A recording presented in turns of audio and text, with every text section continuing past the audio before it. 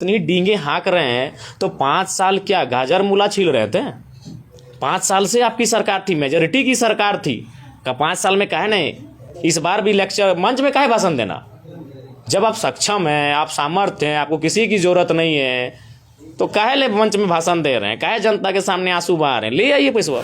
2034 में भी हम उन चुनौती देते हैं उन पार्टियों को जो आज हमारी आलोचना कर रहे हैं। 2034 में भी आप एक नया विधायक बना के दिखा दीजिएगा जो 5500 जिस परिवार की आमदनी हो, जो मिट्टी के पका, नो डाउट गुरुजी का भी मिट्टी का मकान था, विनोद बाबू का भी मिट्टी का मकान था, लेकिन वो दौर 1970 का था जी।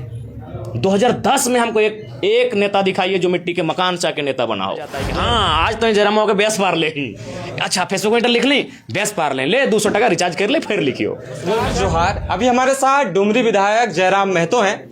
लगातार जो है ट्रोल का प्रक्रियाओं को झेलने के बाद भी सरलता से जो है बातों को रख रहे हैं, लोगों का समाधान कर रहे हैं। अभी रांची में है हम और जानने का प्रयास करें कि जयराम दा, अभी आप सोशल मीडिया में जो है ट्रोल का प्रक्रिया चल ही रहा है, लेकिन अभी आप जिम में हैं।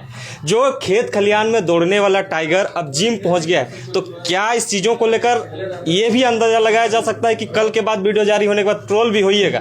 तो लगता है कि खेत खलियान में दौड़ने वाला टाइगर अब सीधे लाइफस्टाइल चेंज करके जिम पहुंच गया। लेकिन नहीं, आप रांची में 1 महीना रहना है तो रांची शहर है, तो वो क्या कहते हैं ना कि आपको परिस्थितियों के अनुसार सामंजस्य स्थापित करना पड़ता है। तो मेरे हिसाब से अब रांची में जब 1 महीना रहेंगे तो सोचे हैं कि थोड़ा सा आए, जिम का दर्शन करें, थोड़ा सा वर्कआउट किया जाए और थोड़ा सा शरीर पे मेहनत किया जाए। अच्छा, क्या लगता है जिम आप कर रहे थे, कुछ हमें विजुअल भी आपको दिखाएंगे, लेकिन उस जिम के दरमियान आप बाहर जब फील्ड पे रहते हैं और जिम के अंदर जब आप यहाँ जिम कर रहे थे, अपने बॉडी को लिफ्टिंग वगैरह कर रहे थे, तो वहाँ से बेहतर है कि ये बेहतर है? देखिए, नेचुरल होता है जिम। देखिए, क्योंकि एक दुनिया व्यस्त हो गई है, लोग अपने काम काज से समय नहीं मिल पाता है, तो कोशिश करते जब शाम को ड्यूटी ऑफ हो जाए तो 2 घंटा चले जाएं, सुबह 2 घंटा चले जाएं।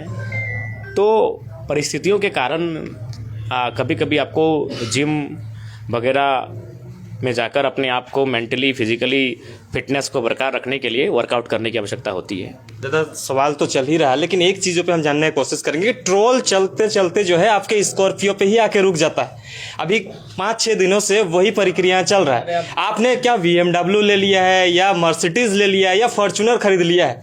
जैसे सोशल मीडिया में देखा जा रहा है, कुछ ट्रोलर गैंग का भी आप जिक्र कर रहे हैं, तो आपके बयान के बाद ये जारी हुआ, तो आपने उस टाइम जो कहा था वो एग्रेशन में कहा था या जानबूझ के कहा था जो आज आपको ट्रोल जो झेलना पड़ रहा है? नहीं, देखिए, सवाल वो नहीं है। अब तो हमें लगता है कि शायद वो स्कॉर्पियो महिंद्रा जी की है ना, तो महिंद्रा जी को हमें धन्यवाद देना चाहिए कि झारखंड में सबसे ज़्यादा अगर सर्च किया गया है तो 1947 नंबर को किया गया है। 1.5 लाख के आसपास लोगों ने सर्च किया है, ये बढ़िया बात है। पर देखिए भाई, झारखंड का ट्रेंडिंग MLA हैं, ये प्रशंसा की बात नहीं है, ये सच्चाई है। और कभी जब लोग प्रशंसा ना करें तो खुद ही कर लेते हैं, तो हालांकि करने वाले बहुत हैं, तो ट्रेंडिंग MLA वो ट्रेंड में रहेगा ही। अच्छा, वो ट्रेंड से आउट कभी नहीं रहेगा। कोई ऐसा दिन नहीं होगा जो ट्रेंडिंग MLA ट्रेंड से आउट रहेगा। 5 साल वो ट्रेंड में रहेगा ही। अरे कम से कम वो कहते हैं ना, किसी के दिल में, किसी के दिमाग में। जैसे विराट के दिल में है तो ट्रोल गैंग के दिमाग में है। हम हैं, हमको आप इग्नोर नहीं कर सकते। आप हमसे हेट कर सकते हैं, लेकिन इग्नोर नहीं कर सकते हैं, चाहे कोई भी क्यों ना रहे इस राज्य में।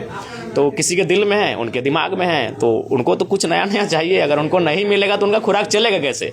हम एक ऐसा विधायक हैं जो हमारे ना चाहने वालों का भी ख्याल रखते हैं, और हम लोग कुछ व्यवहार, कुछ कृत्य महीना में 15 दिन में ऐसा कर जाते हैं कि उनको फिर मौका मिल जाता है और उनका इंटरनेट का रिचार्ज हो जाता है। उनको कोई पीठ थपथपा जाता है कि हाँ, आज तो जरा मौके बेस पार ले ही, अच्छा फेसबुक में लिख ली, बेस पार ले 200 टका रिचार्ज कर ले, फिर लिखियो। वो रिचार्ज वाला पैसा कौन देता है? रिचार्ज वालों का तो अभी आप खाली सुनिए, आज के डेट में अभी ऐसा है कि आप अगर कुछ नहीं है, आपको कोई जानता चिंता नहीं है, आप एक शेड्यूल बना लीजिए, रोज 4 लाइन हमारे खिलाफ लिखने का।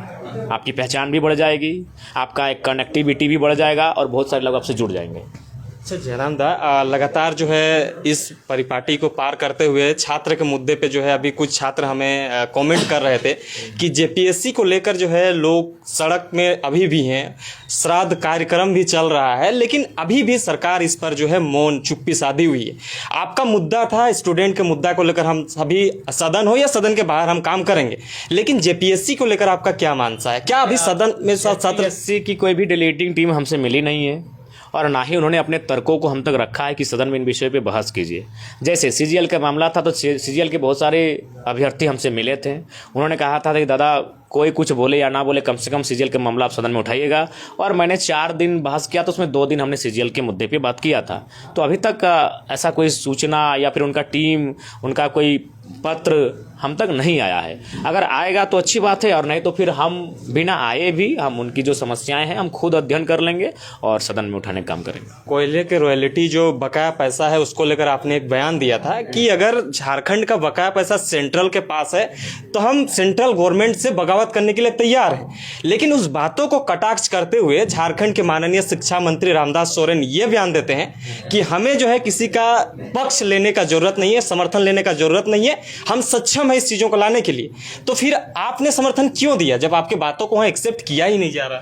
देखिए, हमारी नैतिकता है, हम उनके आलोचक हैं।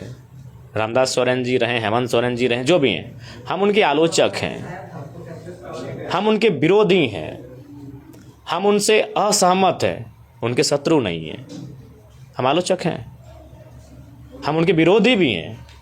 हमें उनके कार्यक्रमों का विरोध कर सकते हैं, हम उनके कुछ विचारों का विरोध कर सकते हैं, हम उनकी योजनाओं का विरोध कर सकते हैं, उनके क्रियाकलापों का विरोध कर सकते हैं, लेकिन इसका मतलब ये नहीं कि हम उनके शत्रु हैं। तो चूंकि राज्य का विषय है इसलिए हमने समर्थन दिया। और अगर वो इतनी डींगे हाँक रहे हैं तो 5 साल क्या गाजर मूला छील रहे थे? 5 साल से आपकी सरकार थी, मेजोरिटी की सरकार थी, का 5 साल में कहे नहीं 1,36,00,000 का जो आपका बकाया है वो काहे नहीं पैसा लेके आ गए? इस बार भी लेक्चर मंच में काहे भाषण देना? जब आप सक्षम हैं, आप सामर्थ्य हैं, आपको किसी की जरूरत नहीं है, तो काहे ले मंच में भाषण दे रहे हैं? काहे जनता के सामने आंसू बहा रहे हैं? ले आइए पैसा। 5 साल क्या कर रहे तो बोले गाजर की मूला छील रहे थे, नाचार का चटनी बना रहे थे कि पुदीना धनिया रोप रहे थे? क्या कर रहे थे 5 साल? या फिर नहीं तो फिर इस मुद्दे पर कोयला का रॉयल्टी में आपका बकाया, इस पर बहस मत कीजिए कहीं। आप काम कीजिए, कागजी काम करते हैं, आंदोलन के माध्यम से काम करते हैं, किसी तरह करते हैं, आप काम कीजिए। आप बात करने की, दुनिया को बताने की जरूरत नहीं। अगर आपको किसी की मदद ही नहीं चाहिए तो जनता को क्यों बता रहे हैं? क्यों ये ड्रामा? जयराम मैं तो खुल के बोले थे कि जमीन बचाना है, लेकिन कोयलांचल हो या पूरे झारखंड में जो है जमीन विवादों का मामला पूरे देखने को मिल रहा है। गोलीबारी चल रहा है, बमबारी चल रहा है, रैयतों के साथ जो है अलग अलग घटनाक्रमें अपनाई जा रही है। लेकिन इस चीज़ों को लेकर जो है अभी भी सटीकता से कोई नियम कानून के दायरे पर रहकर कोई भी अधिकारी हो, सरकार को समझना चाहिए जो जमीन का जो सब्जेक्ट है वो राज्य सरकार का सब्जेक्ट है, जो इसलिए राज्य सरकार को जमीन संबंधित मामलों को संज्ञान में, एक्शन में रखना चाहिए। एक रामाशंकर विद्रोही करके शायर थे, उन्होंने बड़ी अच्छी शायर कही या छोटी सी कविता कही, लिखा था कि मैं किसान हूँ, मैं आसमान में धान बोने जा रहा हूँ। तो कुछ लोग हंसे मुस्कुराए, बोले अरे पगले आसमान में कि धान लगता है? तो उन्होंने कहा कि अगर ज़मीन में भगवान आ सकते हैं तो आसमान में धान लग सकता है। लेकिन सच है कि आज ज़मीन में ईश्वर, अल्लाह, खुदा, भगवान सब आ गए हैं, लेकिन आसमान में धान आज तक नहीं लगाए। मेरे इस कथन का मतलब है जिसने जहाँ बनाई है, लोग कहते हैं ना भाई कि ईश्वर, अल्लाह, खुदा, वाहे गुरु, रब, मरांग गुरु, बूढ़ा बाबा, जो भी है, लोग मानते हैं ईश्वर को, किसी न किसी रूप में अपनी आस्था का व्यक्त करते हैं। तो और लोग कहते हैं कि ईश्वर यानी भगवान, सभी धर्मों का आप ले लीजिए, कि वे आज ज़मीन पर हैं कि नहीं हैं? मंदिर के रूप में, मस्जिद के रूप में, चर्च के रूप में 5 एकड़ से लेके 5,000 एकड़ में हुए हैं। तो ज़मीन आम व्यक्ति के लिए कितना इम्पोर्टेंट होगा? जिसने दुनिया बनाया है वह ज़मीन पर है, उसे ज़मीन की तलाश है, 2 गज ज़मीन की तलाश है अपने स्थान के लिए। तो एक आम व्यक्ति जो माने ईश्वर कहते हैं, जिसने जहाँ को बनाया, जिसने नदी, नाला, पर्वत, पहाड़ को बनाया है, ये लोगों की आस्था के अनुसार, तो जब उसे ज़मीन की ज़रूरत है तो आम व्यक्ति को ज़मीन की कितनी ज़रूरत होगी? एक किसान के लिए ज़मीन कितना इंपॉर्टेंट होगा? इसीलिए मैंने कल भी कहा था, आज भी कह रहा हूँ और कल भी कहूँगा, ज़मीन सबसे महत्वपूर्ण है।